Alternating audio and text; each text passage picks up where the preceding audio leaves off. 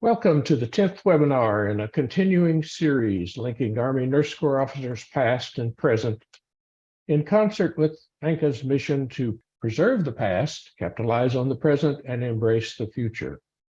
I'm Colonel Retired Nikki McCaslin, filling in today for our regular moderator, Colonel Retired Lenny Enzel. Lenny always does a great job at hosting these presentations, so I have big shoes to fill, but I'll do my best.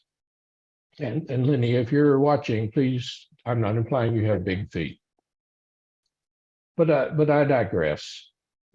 For the first time in this series, we have two speakers today who are going to tag team this important topic for us. I'll give you a very summarized introduction to each one of them, but let me cover a couple of things they have in common.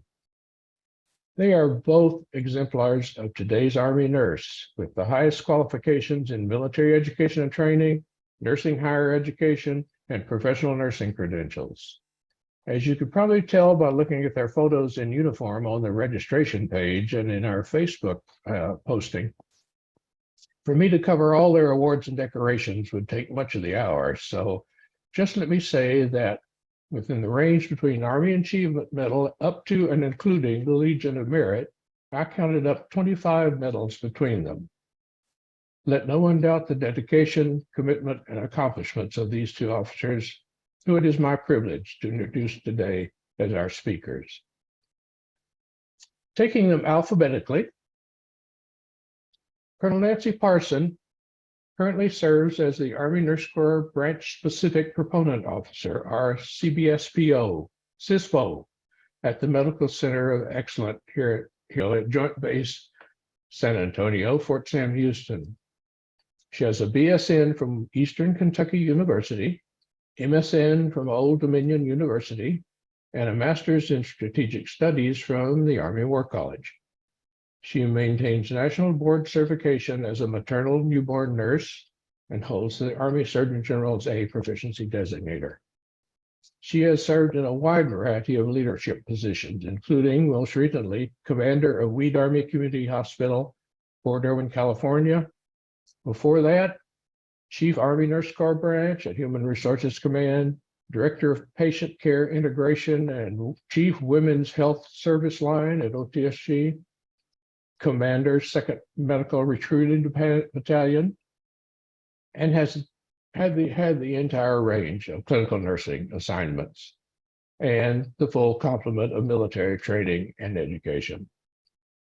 Colonel Parson has been married to Daryl Parson for almost 22 years, and they have 7 children and 2 grandchildren. Colonel Pauline Twugger, PhD, is the chief of the Center for Nursing Science and Clinical Inquiry, or CNSCI, at Madigan Army Medical Center, and is the consultant to the Surgeon General for Nursing Research. Colonel Twugger's BSN is from Viterbo University in La Crosse, Wisconsin, where she had a ROTC scholarship. She has an MSN from the University of Texas Health Science Center, a Master of Strategic Studies from the Army War College, and her PhD from the University of Alabama at Birmingham, focused on health services research. Colonel Twugger has had a diverse clinical and administrative background, but her career has primarily focused on acute care nursing. Her primary research interests are the nursing workforce, the nursing practice environment, nursing care quality, and improving outcomes.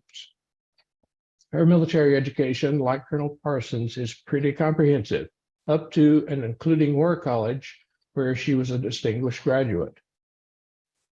Her previous assignments include Deputy Chief of the CNSCI at Landstuhl, Clinical Nurse Leader at Brooke Army Medical Center, Deputy Director of the 68 Charlie Course at Fort Sam, and interestingly, as a forward deployed research nurse in Iraq. Now, there's something I'd like to know more about. She has also been a director of Health Promotion Clinic and a head nurse of the Malone Cadet Health Clinic at West Point. She is a certified clinical nurse leader, a certified medical surgical RN, and holds the A proficiency designator. She was honored by ANCA as a Researcher of the Year in 2020. Colonel Swiger is married to Mr. Eric Swiger, and they have 3 children and 1 grandson. Thank both of you, grand ladies, for being here. And Colonel Parson, the floor is all yours. Thank you so much, Nikki, and thanks to the Army Nurse Corps Association for having Pauline and I. It's so exciting to talk to the legacy of the Army Nurse Corps and all of the people online. So hopefully we'll give you some great information. But Nikki did a great job covering my bio. I think what wasn't mentioned is that I'm almost at 30 years of commission time. So I am at my mandatory retirement here this summer.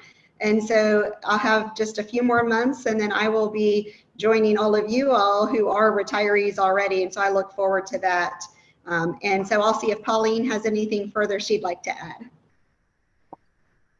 Good evening, everyone. Likewise, I'm just super excited to be here, and I'm looking through the list of attendees and seeing all the names of people who have developed me throughout my career, and it just warms my heart to be here. And so thank you for your time and for your honors. We really appreciate it.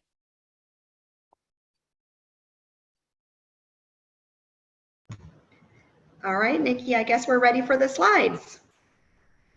All right, wonderful. So we look forward to your questions as we go forward. So as the current CHSBO and having 30 years of experience and positions here at the Med COE and then with HRC and OTSG, hopefully we'll be able to answer any questions that may come up during this next hour. Next slide. So the next slide goes over our agenda of what we're going to talk about today. All right, you can go ahead and go to the next slide.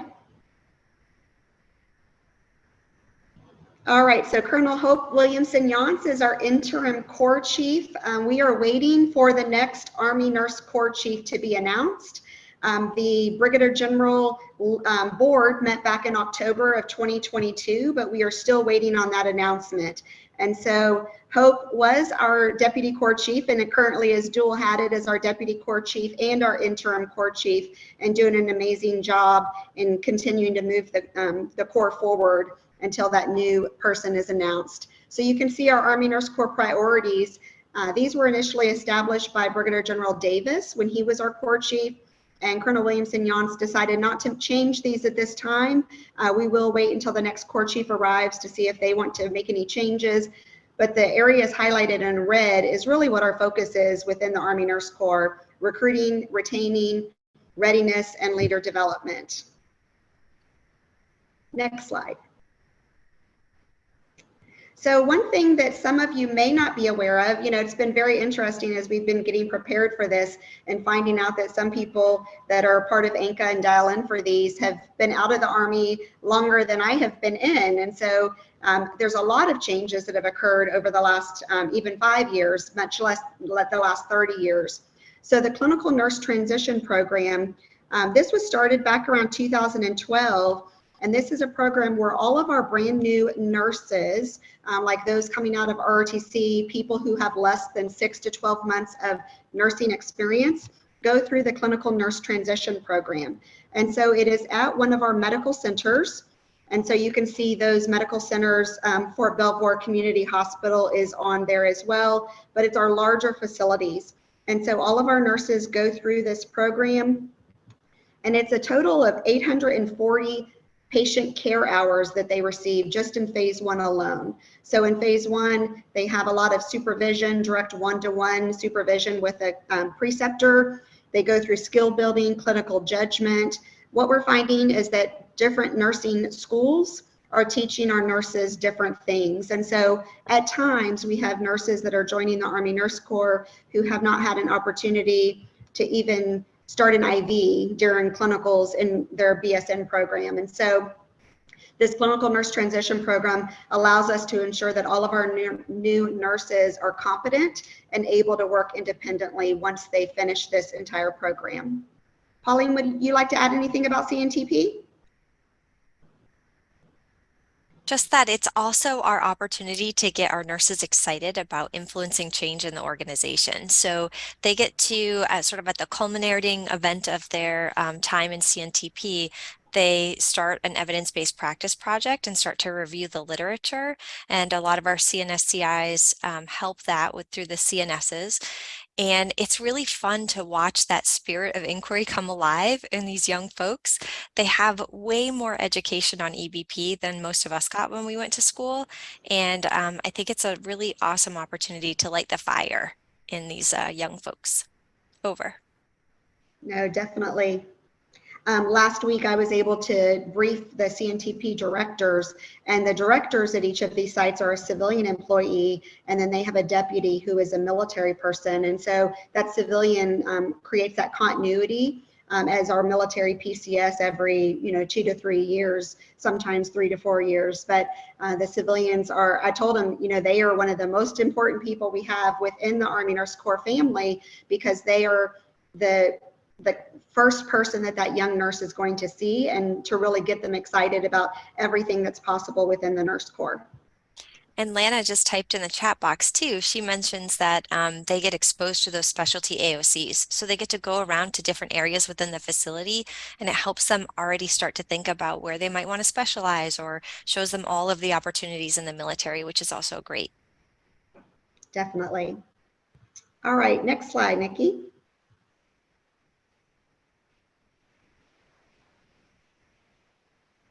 All right, so here's all of our current AOCs, and I thought this might be important. Some of you might be familiar, we used to have 8 alphas and Mike 5s, and now we have 11 primary areas of concentration, 11 AOCs, and then these are some of our skill identifiers. Not all of our skill identifiers, but these are the primary skill identifiers that a nurse may have. And so, like Pauline, if you've gone through a PhD program, you might be a 66 Sierra, 8 Zulu, which means that you are a researcher and have your PhD. The 66 November is highlighted in red because the November is a job position. So our chief nurses, our deputy commanders for nurses, our healthcare recruiters, most of our nurse case managers are all 66 November positions, which means that any of nurses within these AOCs can compete for those 66 November positions. And nowadays we have what we call AIM, the Assignment Interactive Module. So whenever we get ready to PCS, you are identified as a mover in the summer cycle or the winter cycle. And so officers go into AIM. Every position that's available for that movement cycle, nurses will be able to see. So it's increased the transparency of all of the open positions to the nurses. So they'll see all of the positions for their AOC. So for example, I'm a 66 golf. So I would see all 66 golf positions. I would see all 66 November positions. And if there are 05 Alpha, which is our AMED immaterial positions, like command positions, some of our like XO to TSG, things like that, 05 alphas would also be visible. And so some of you may remember, even when I joined the Army Nurse Corps, I would get a call from HRC and they would say, well, do you want to go to one of these 3 places? And that's all of the options I was given. And so I would just pick out of those 3 if I received 3 choices. And so now nurses have that transparency to see all of the positions available to them for that next movement cycle. Next slide. So our AOC producing courses, these have been around for quite some time. These are our 5 AOC producing courses that our nurses can attend. And you can see the length of time and then the location for each of those. So for all of our AOC producing courses, nurses can specialize into one of these courses at 1 year of experience, except for critical care and emergency trauma. So for critical care and emergency trauma, there at the bottom are 66 Sierras and 66 Tangos. You must have 2 years of nursing experience before you can go to one of those AOC producing courses. And so a lot of our nurses will go TDY and perhaps return to the medical center that they're currently in, or they may go TDY en route to their next assignment and complete one of these AOC producing courses as they're getting ready to PCS to their next assignment. Through that AIM cycle that I told you, the assignment interactive model, market, the AIM marketplace, whenever you PCS, your YMAV, which is the year month available to move, resets for 3 years. So the normal movement cycle is 3 years. Some people can stay longer, sometimes maybe 4 to 5 years if they're at a larger place, or you can sometimes request to leave after 2 years, especially if you're doing career development, career progression, like going to an AOC producing course, or maybe attending Captain's Career course between your duty assignments. All right, next slide. So specialty pay. So this is a very exciting thing that we have now within the Nurse Corps. And I can remember exactly when it started back in 2009. It was a great, exciting time for all of us. And so if you are specialized and you are nationally board certified, then you can request a retention bonus. And so you can see here, based on your AOC, the amount of money and the time for that retention bonus. So there's 3 different kinds of bonuses, actually. We have board certification pay, which is not showing on here right now. Board certification pay is currently $6,000 per year, and that's an allotment you get each month. That $6,000 is divided by each month, and you get paid that monthly, and that is for being board certified. There is incentive pay, which, as you can see from this chart, the IP, the incentive pay is currently only for our nurse anesthetists, the 66 Foxtrot. We have tried to request an incentive pay for some of our other critically short AOCs, which include our 66 Romeo, which is our psychiatric behavioral health nurse practitioner, and our nurse midwife, our 66 Whiskey. And then the RB, that's retention bonus. So a nurse, like say a 66 Golf, they can say that I will remain in the Army for 4 more years, and they'll get paid $20,000 every year. And so if I signed a contract today on the 12th of April, the very first payment sometimes takes about 6 to 8 weeks to come into your checking account. But then every year after that, you will get that money deposited directly into your whatever your account, your bank account, on the 12th of April, whenever you sign that contract. And so it is taxed. And so for the 20,000, you usually get about 15. For the 15,000, you get about 11,500. And so all of that is taxed. But you can see the increase amounts that we have for our CRNAs, our 66 Foxtrots, and then our 66 Romeos. Their bonus this year went up for the 4-year to 35,000 and to the 6-year to 50,000. So each year this is evaluated, and the Army Nurse Corps, the Corps Chief, can make recommendations to OTSG G1 about changes that we need to have based on shortages within the Corps, or what is it that we need to focus on at that time.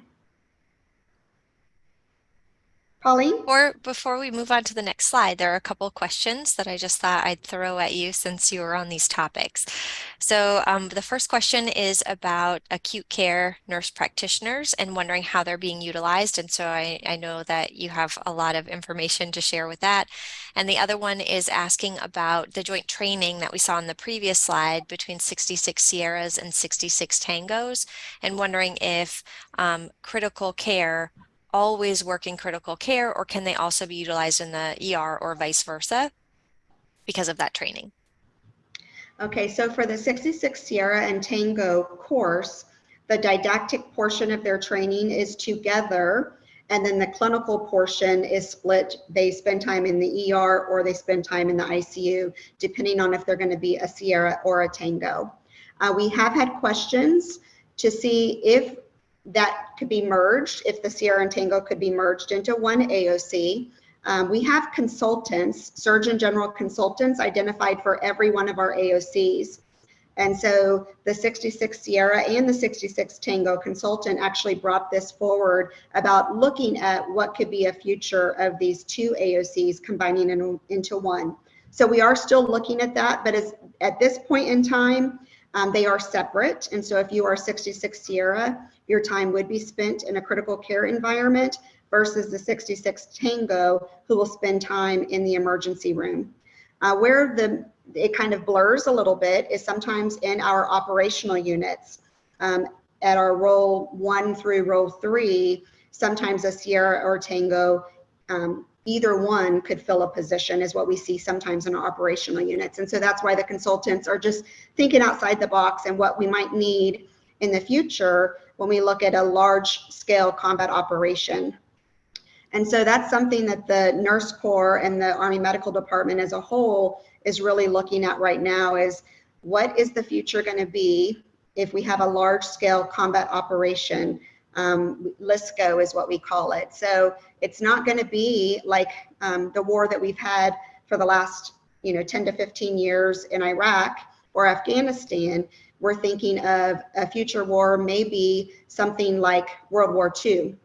And so we're doing a lot of historical reviews.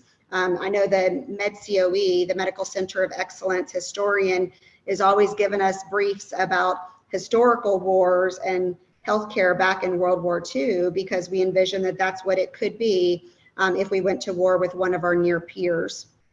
And with acute care nurse practitioners, within the active duty forces, we don't specifically have an AOC yet for our ACNPs. We get asked that a lot. A lot of our 66 Sierras will go on to graduate education, and I'll talk about LFAT here in a minute, the long-term health education and training. But a lot of our 66 Sierras will go to become a clinical nurse specialist, and they'll go to a civilian graduate program, which has a dual clinical nurse specialist with acute care nurse practitioner. And some of those nurses who have that certification as an ACNP and are board certified as an ACNP are actually being able to do some clinical hours within the intensive care environment. And with our Compo 3, our reserve counterparts, there are more acute care nurse practitioners. And so under the Corps Chief, Colonel Williamson Yance right now, she is the Corps Chief for all 3 Compos. Compo 1, active duty, Compo 2, National Guard, and Compo 3, reserves. And so we have joint meetings with all Compos every month. And whenever we have any Nurse Corps functions, we always invite our Reserve and National Guard counterparts. And we work very, very closely with them because we rely on each other for everything that we do. And so the Reserve counterparts are definitely asking more about how can we better utilize our acute care nurse practitioners in the future. And so definitely something that we're always evaluating, how to better utilize that role. And if we need to create a new AOC specifically for that provider in the future. In addition to one other thing you don't see here, our 66 PAPAs, our family nurse practitioners, we started training emergency nurse practitioners about 5 years ago. We started, but you have to have 25 people trained in that in order to request a skill identifier. And so currently with our physician's assistants, who are 65 deltas, there are emergency trained physician's assistants. And so they have a skill identifier as a Mike 5. And so once we get 25 emergency nurse practitioners trained, at this point in time, we are looking at creating a skill identifier and probably align to the Mike 5 to align it with that PA counterpart so that we both have that same emergency trained skill identifier of the Mike 5. So lots of questions on this slide. That's great. It's always good to hear. Yep, and one more. So one more sort of related to the AOCs is asking about the Army Nurse Corps' recognition of med-surg as a specialty. And so I know I have like a little button that I wear that says medical surgical nursing is my specialty. And we have on and off had some incentive pay or pay surrounding that. And I understand that there's a potential for lieutenant and captain med-surg board certified nurses to maybe get a bonus in the future. Is that correct? So what we've requested is we received a request for information from OTSG of, do we have specialties who are not currently eligible for a retention bonus? And that most definitely is our 66 hotels who are not a clinical nurse specialist. And so we have requested a one-time $25,000 3-year ADSO for our 66 hotels in that captain range. Some of you online might remember back in around 1995, we had a captain's retention bonus that came out because we were short in our captain ranks. And right now we are filling that same shortage in our captain's ranks. And so we are waiting to see if that will get approved. In my job now, one of the pleasures I get is to brief at every basic officer leadership course and captain's career course. And just last week at captain's career course, I had several 66 hotels in the audience who were a little upset that they're not yet eligible for a retention bonus. And I told them I definitely understand. However, right now we are more short in these specialty areas. Our 66 hotels are really overstrength because our 66 hotels are the feeders for all of our specialty AOCs. And so I did explain that we requested that one-time $25,000 3-year ADSO for our captains, and we'll just have to see if that comes through. Thank you. Last one that's specific, I think, to AOCs right now that's pending is asking about nurse practitioners on our manning documents, our TO&E manning documents. Like, do we have those positions? Currently, we do not have 66 papas in our TO&E units, nor do we have 66 Goffs or 66 whiskeys. But the consultants and our personnel proponent officer at APPD, which is the AMED Personnel Proponent Directorate, we're always looking to see how we can create those positions for our 66 papas and even the Goffs and whiskeys. So with our 66 papas, not too long ago, the Army started the TOMS program, which is TRADOC Organic Medical Structure. And so at all of our TRADOC installations, Big Army wanted to create positions where we have almost like the provider at like a battalion aid station, if you will, or the provider at a brigade combat team. And so with the TOMS structure, when that was started, we were able to create half of those positions for 66 papas, and the other half actually go to our 65 deltas, our PAs. And so the Army Nurse Corps is always embedded into looking at nurse equities and ensuring that we have a voice at the table to make sure that we always are advocating for how our 66 papas, whiskeys, and Goffs, since they don't currently have TO&E structure, how we can fit into that operational unit in the future, and how we most definitely have, we're a great asset even to that large scale combat operation environment. All right, next slide. All right, so here's our current graduate programs that are offered through our long-term health education and training. And so you can see on the left, we have our federal programs, and then on the right, we have school of choice programs.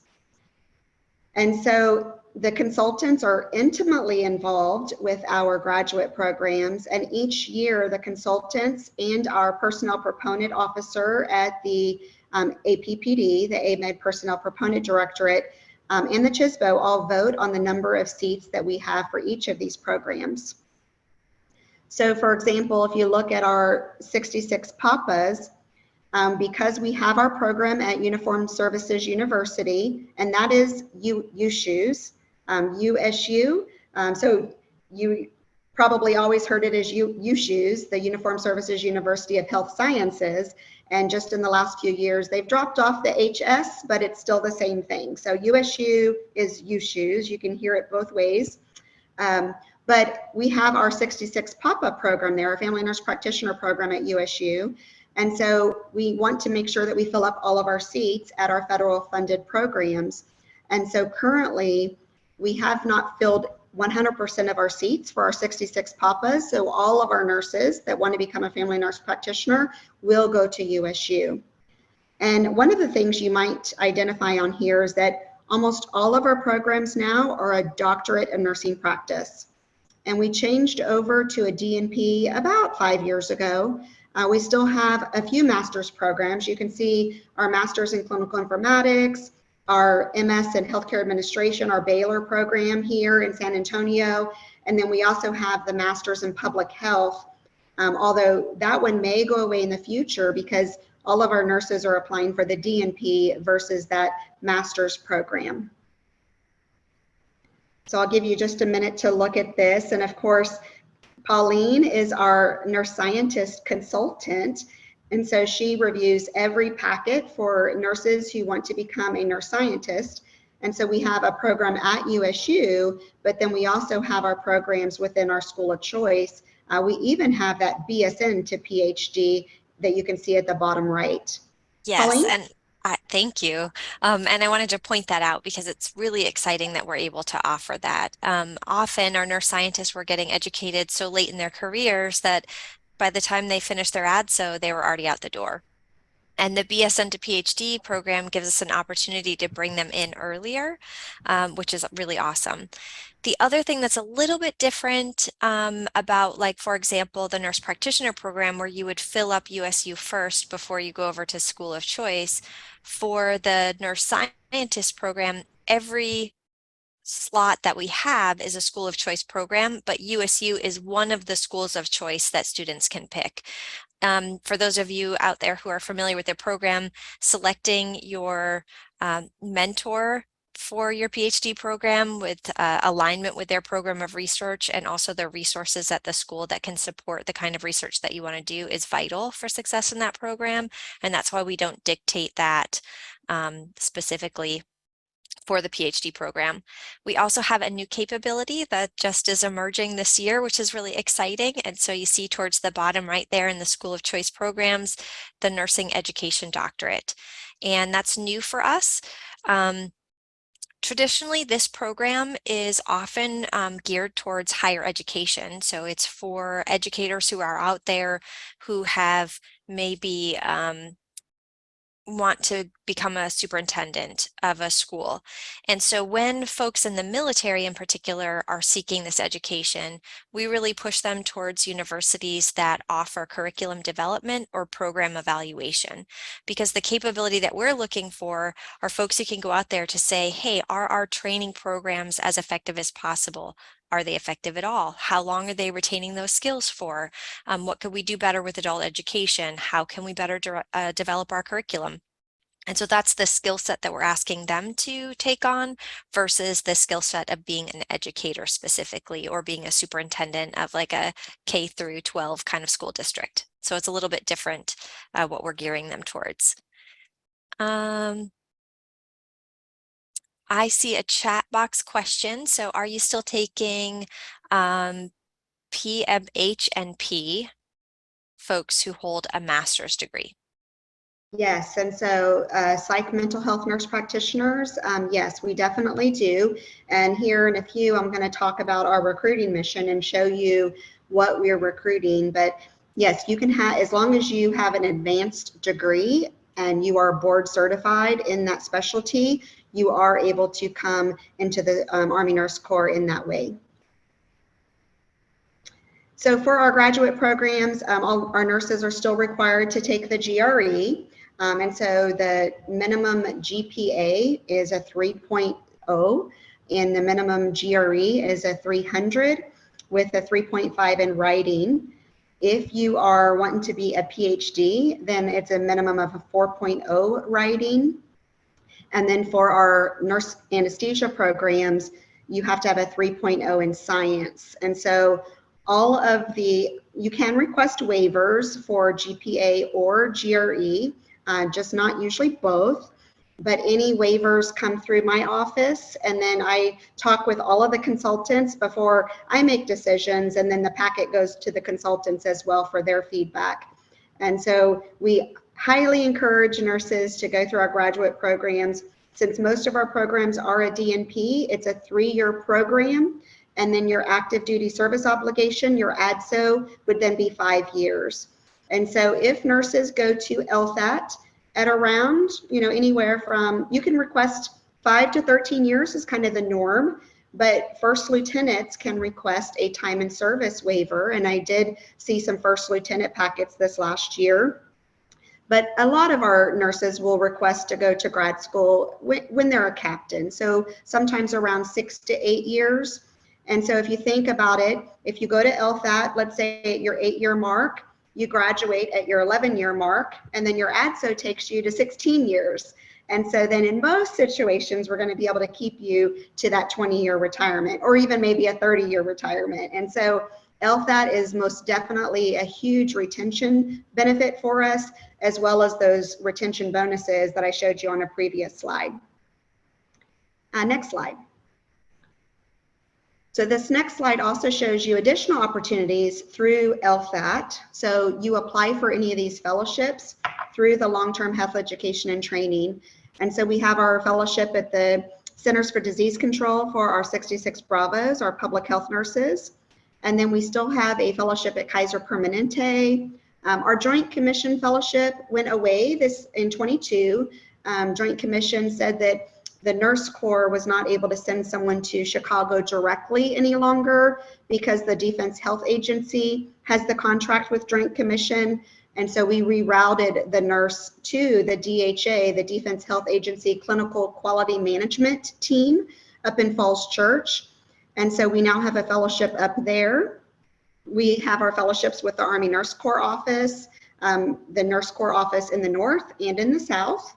So when I say that, just to make sure everyone is understanding, so the Army Nurse Corps, like all of our AMED corps, have a north office at the Defense Health Headquarters in Falls Church, Virginia, and that's where all of the deputy corps chiefs reside.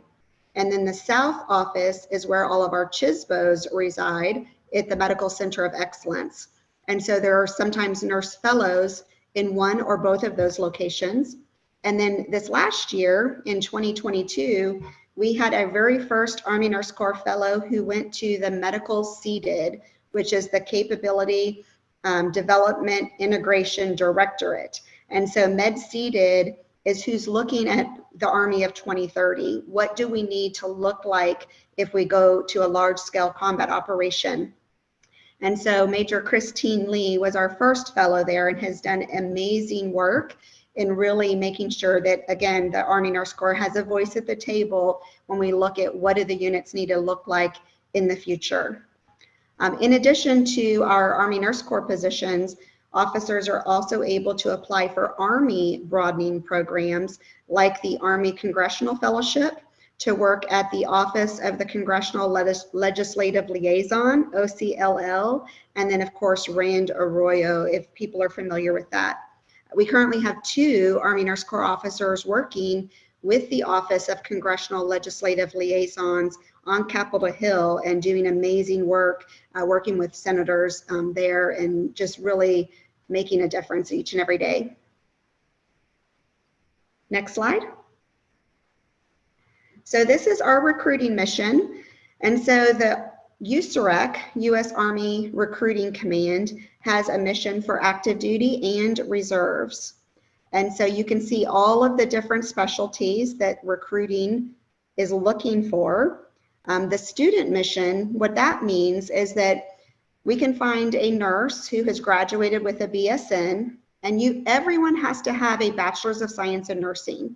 And so a while ago, some of you might have been in the Army Nurse Corps when we even allowed diploma nurses or maybe an associate's degree in nursing. When I first joined the Army Nurse Corps, you had to have a bachelor's to come onto active duty, but you could join the reserves with an associate's. But that has now gone away. And so now everyone, no matter which compo you're in, has to have a Bachelor's of Science in Nursing.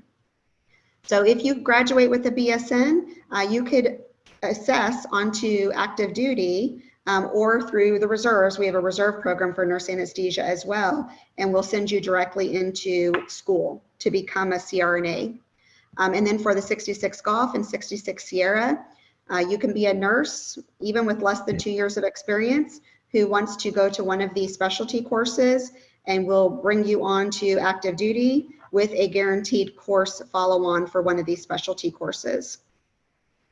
We do have a few HPSP scholarships. You can see at the bottom right, those are Health Professions Scholarship Program.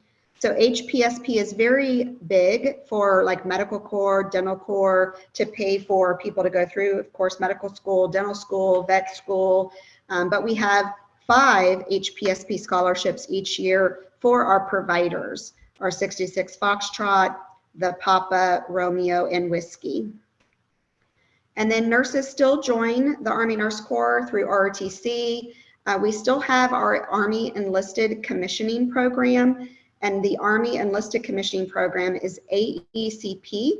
And so that is for enlisted soldiers. A lot of times they're our 68 series, which is our combat medics, our 68 Whiskeys, our LVNs, our 68 Charlies. Back in the day, they used to be 91 series. So you might remember like a 91 Bravo, 91 Charlie. So it's changed around a little bit, but it could be anybody that goes to AECP. It could be an enlisted cook who gets their first 2 years of nursing school completed. And then with AECP, it pays for them to go back to get their 2 years to complete a bachelor's. So they have to have all of their prereqs completed with a letter of acceptance to a nursing program to get their nursing, their BSN completed in 2 years. Once they graduate and pass the NCLEX, then they're commissioned as a second lieutenant. And we have a lot of, right now it's primarily E5s to E6s who apply for AECP, but we've had people up to even a master sergeant who have applied to AECP. And then we have compo or branch transfers. So for compo, compo 3, our Army Reserves, right now the Army Reserves is overstrength in some of our AOCs. And so with our great partnership that we have with our reserve counterparts, we're letting them know that if you want to come on to active duty, there's definitely a way and a need. And so within the Army Reserves, they're actually overstrength on everything except for our 66 Sierras, which is our critical care nurses. And so I'll give you an example, like our nurse practitioners in the reserves, they're at 290% strength, whereas active duty is at 83% strength. And so we have that ability, if someone in the reserves wants to join active duty, they can do that. They still will go through a USAREC healthcare recruiter. They still do have to go through a board process because they have to get a new appointment. And so they have to be scrolled through the Secretary of the Army level for that new appointment. But there's definitely that possibility to change compos.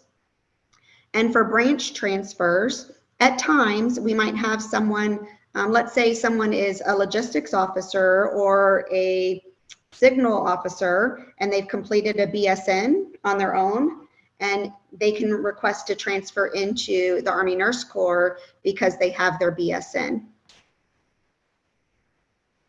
Before you move on from this slide, so there was a question about sort of the overall core strength or authorizations, and I know we're not necessarily going to get into specific details, but sort of some of the patterns and word on the street about cuts for nurses, and can you speak a little bit to that, Colonel Parson?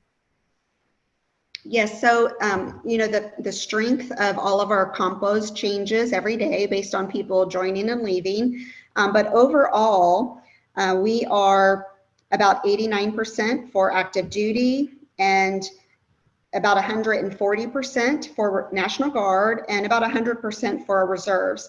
Reserves was a little bit more over strength, but it settled out right now to about 100%. And so you've probably heard that the reserves recently had very low promotion numbers. And part of that was because the reserves used to have what we call backfill battalions. And the backfill battalions have now gone away completely. And so when that structure left, it reduced the number of overall authorizations that the reserves needed. Now the reserves still has field hospitals. They still have all of our operational units that we had before. We just don't have that backfill battalion any longer. And so a question that we were talking earlier is, you know, what if all of the active duty departed from Landstuhl. So a reserve field hospital could be activated to replace active duty who left Landstuhl per se, but we don't have one eaches in that backfill battalion like we used to have. And so what we've been doing from the active component is communicating to the reserve component primarily about the shortages that we have on active duty if anyone wants to transfer over.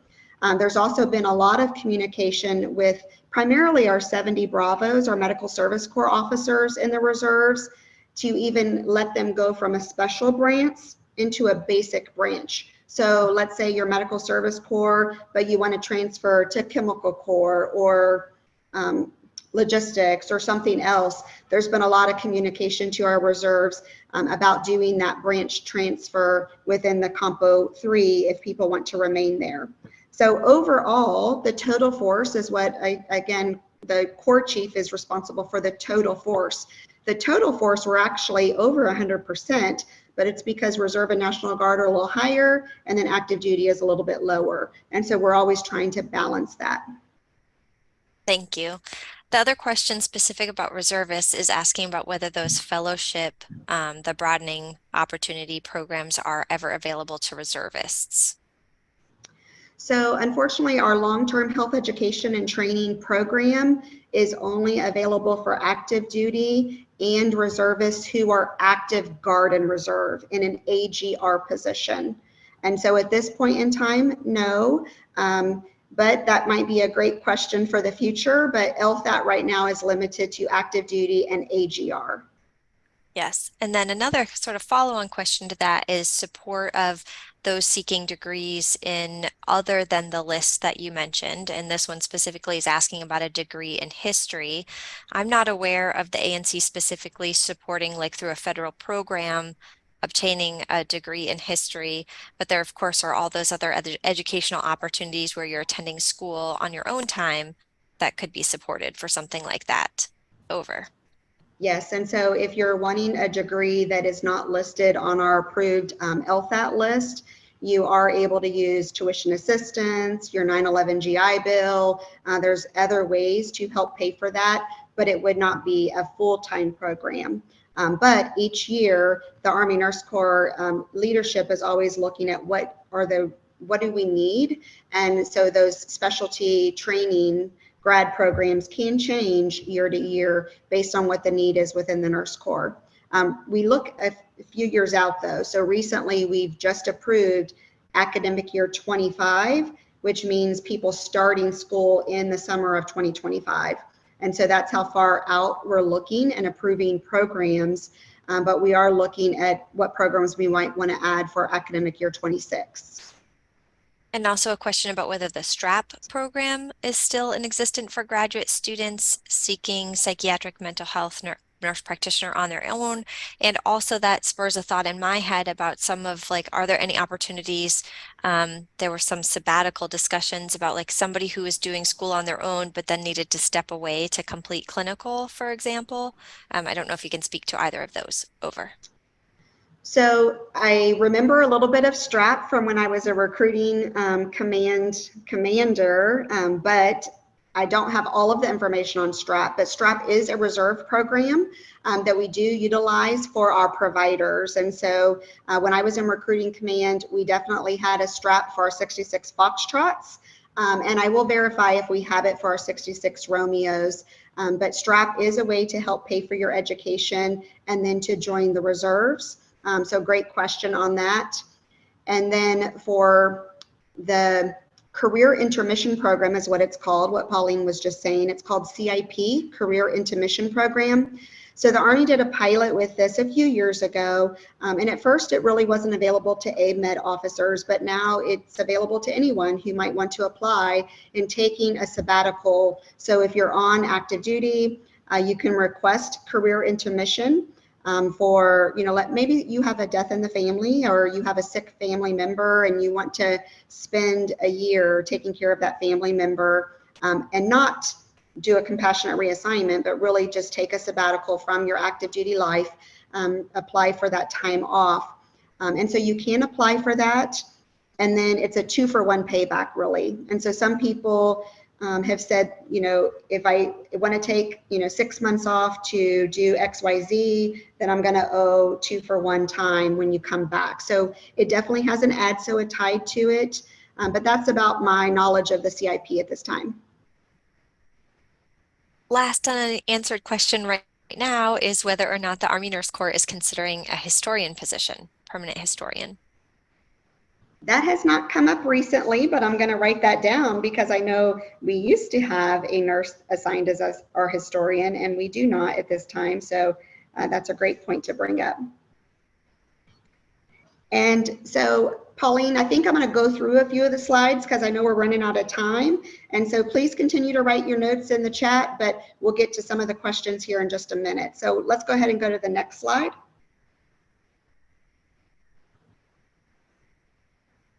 So here's a lot of Army updates for you guys. And so I went back just through even the last, not even 10 years. So you are probably tracking that we have now integrated women in combat arms. So women can now go to Ranger School. They can join the infantry, armor, cavalry. You can see them listed there. In February of 21, we came out with new grooming standards. Women can now wear a ponytail. They can wear earrings in their Army combat uniform, in their duty uniform. Pauline has hers on there. We have our Army Combat Fitness Test. And so the Army Combat Fitness Test has completely replaced our Army Physical Fitness Test. So the APFT is no longer. And so we can get into lots of discussion about that. In March of 21, extended timeline for postpartum soldiers. So now women, female soldiers who have a baby, instead of having to get back into shape and meeting height weight within 180 days, they now have 365 days to meet that standard. And then in October of 21, the Army Medical Department started participating in our Command Assessment Program. So the Command Assessment Program, you can see the Medical Command Assessment Program. This is a 4-day assessment at Fort Knox. And so after we have our centralized selection list board from headquarters DA, so we have that, people opt in for lieutenant colonel or colonel level command. They have that CSL board, which creates an order of merit list. Based on the order of merit list, you get an invitation to come to CAP. And in order to take command, you must complete the MCAP. The last 2 years, in 21 and in 22, the AMED only sent our 06 command selects, but this year we will also send lieutenant colonel command selects. So the CAP is there to try to weed out kind of toxic leadership, that counterproductive leadership. So that's a great program the Army started. And then just recently, in December of 22, we have our paternal leave policy. So if you have a dual military family, both parents are able to get 12 weeks of parental leave after having a baby, after adopting. So great news. And then for the female soldier, that 12 weeks is after their convalescent leave. So if they get 6 weeks of convalescent leave, then they get 12 weeks of parental leave after that. So that is huge for both parents within the military. You might remember that previously the father or the other parent only received 21 days, and now they can get 12 weeks and they can split it up over 1 year. They don't have to take it all at one time. And then the most recent change is in March of 2023.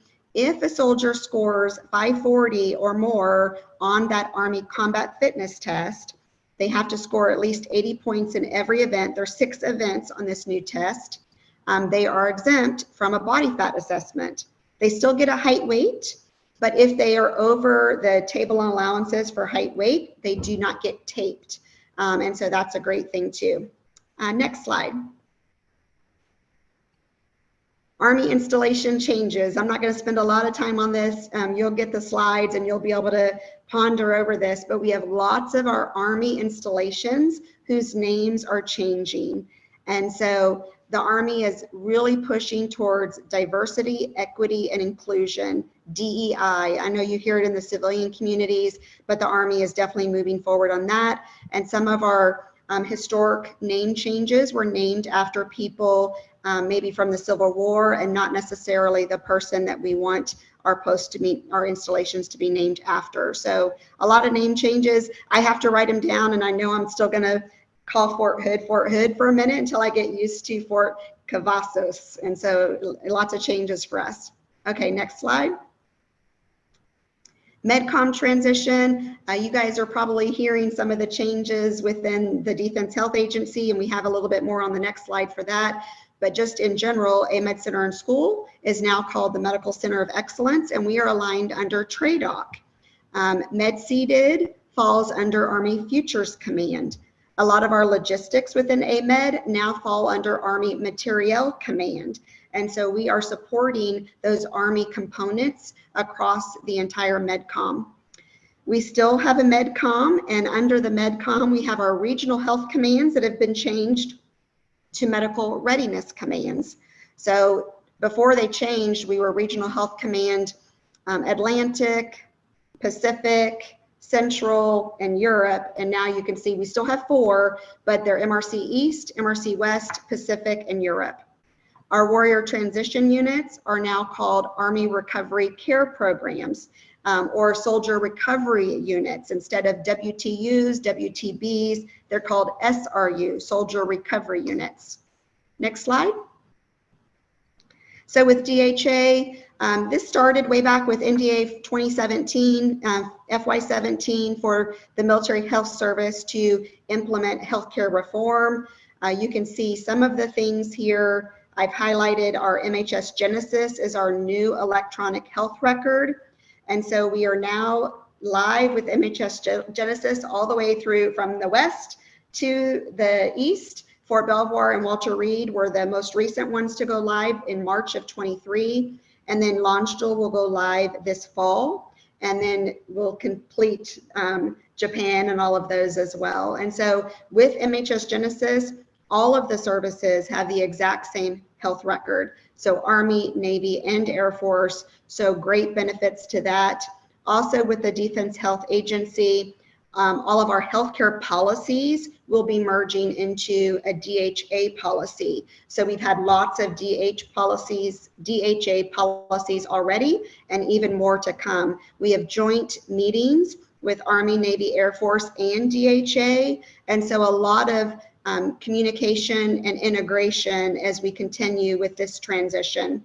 One thing I want to make sure you're aware is that it is not a unified medical command. We do not, DHA has no command authority. DHA governs the healthcare delivery at all of our MTFs. We still have service components, service leads. The Surgeon General for each of the service is over operational medicine.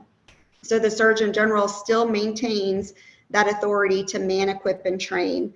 And so that portion has not changed, which kind of facilitated our regional health commands changing to medical readiness commands with a focus on readiness and how we need to make sure our AMED officers and soldiers are trained, but then also how we maintain readiness of ourselves and how we maintain readiness for all of the soldiers that we support every day. Next slide. Pauline, I'll turn it over to you. Sure, I'll just cover this slide quickly. I know we're short on time, and I'm glad that folks have been able to stay on a few extra minutes. So in mid to late 2022, most of our positions that were like Department of the Army positions have now, or Department of the Navy or Department of the Air Force, have transitioned to be DHA positions. And those employees went through a transfer of function process at each MTF. And so the management for our civilian employees has transitioned to the DHA. We are heavily recruiting, and just like every other health system out there, looking for more nurses. And our job postings are still on the traditional USA Jobs sites, but we also have a lot of our positions posted on Indeed. USA Jobs, as most of you know out there, doesn't have the greatest reputation for being user-friendly. And so Indeed is the way that a lot of our positions now are being not only advertised, but a lot of the initial touch point for those folks who are coming in. We have a lot of bonuses available for our civilian employees right now. So we call them our 3 Rs, or sometimes people call them the 4 Rs, but our recruitment bonus for folks who are coming into the service. We have availability for retention bonuses, especially for any of those areas that are hard fill locations, or maybe a one deep position that's really detrimental to the organization if they're lost, even for a brief period of time. And then we're also offering relocation for our civilian employees. That's really been nice to be able to see. And we have direct hire authority still through September of 2025. And so you can see that in all of these tables here, these are the folks who we have direct hire authority for. And so if you know any friends who are looking for jobs, please send them our way and we'll make sure that we link them up. Another interesting program that I just learned about is some of the DHA's initiatives to really modernize what we're doing with our civilian workforce. So they're really encouraging the use of alternate work schedules, telework, which is really different. It's been a big culture change. And also some of you might know of these programs, but folks who decide to come back into the civilian workforce after retiring, that is a possibility, and you maintain your retirement and also get your pay when you come in. We used to have a civilian cap that was managed by MedCom, but now that we've TOFed, we don't have that same constraint in the workforce where if you are only allowed 100 people, let's say, just for argument's sake, at an MTF, you can't split your positions and have part-time positions because you go over your number of civilians in the organization. It's now run off of budget. And the good news there is that we have a lot more agility and flexibility in the workforce in the fact that we can have part-time employees. And that really helps us to be able to maybe retain people who say, you know what, I want to go back to school and I can only work for part-time. It's really a job sharing situation, but those employees do not have to find a counterpart to share a job. And so I'm really proud to see that we've modernized and we've come up to meet some of those agile options that our civilian institutions offer. And next slide. Sorry, I tried to get through that really fast. We had a question in the chat box earlier about why you would join military nursing or why you would join the military. I feel like I'm preaching to the choir in this audience, but I think it's just a good reminder. Many of you are interacting with folks, and we want to be able to demonstrate and explain to them how amazing it is to be able to serve in uniform as an active duty member or as a civilian. And these are just some reminders of the unique mission that we have. And believe it or not, even though you hear people in active duty worrying about staffing, our staffing in general, when we compare the numbers via research, are higher than the civilian staffing numbers that are out there. And that's a really great news story. Some of that is because we do a little bit of everything. And often in our civilian organizations, there's a lot more of the support elements out there. Lab techs who are coming up and drying labs, for example, respiratory therapy, nutrition, delivering and picking up all those trays, or even helping people order. A lot of that falls on nursing, but still, often our very worst day is better than the civilian nursing counterpart's best day in some of our organizations right now. So it's good to be able to share that amazing story with folks. We generally have favorable nurse-physician collaboration. I think that the rank structure helps to be an equalizer in some of that hierarchy, and just the collegial relationships that we have. So when we measure that in military nursing, we see that in general, we're aligned with more with magnet facilities on the outside than we are in the facilities inside. So another good news story about the environment in which we provide care in military nursing.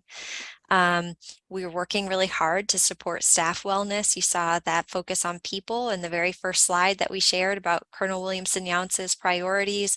We're really working to address burnout and work on that as an organization and get back to being able to build autonomy for nursing, being connected with each other, and also being able to, support the competence that makes people feel good about doing their job every day. And that leads right into readiness. It's so important. And so you see those things listed here.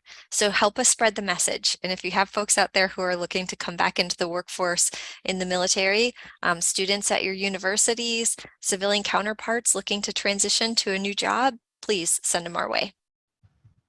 Over. And I was trying to answer a question live or answer a question here in the chat, but a question was, is DHA still looking to cut 18,000 military medical slots?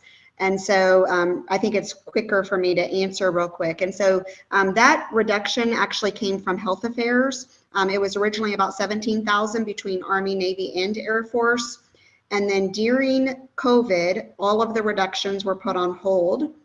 For Army Medical Department, our cut of that 17,000 originally was 6,935.